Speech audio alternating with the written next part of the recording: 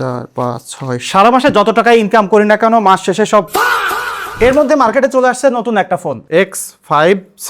চলেন একসাথে খুলে দেখি। 5260 মিলিঅ্যাম্পিয়ারের ব্যাটারি, ওরে বাবারে অনেক বড়। ও ডিজাইনটা কিন্তু চেনা চেনা লাগতেছে।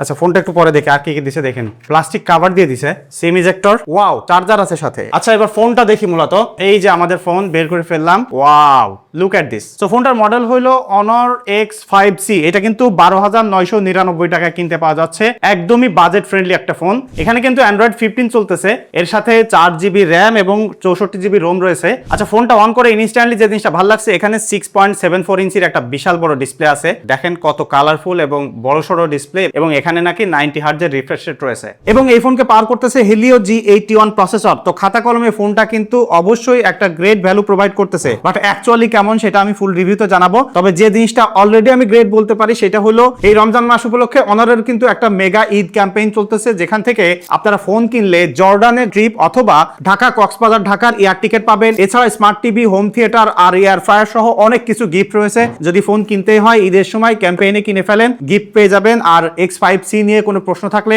অবশ্যই কমেন্ট করে জানাইতে পারেন।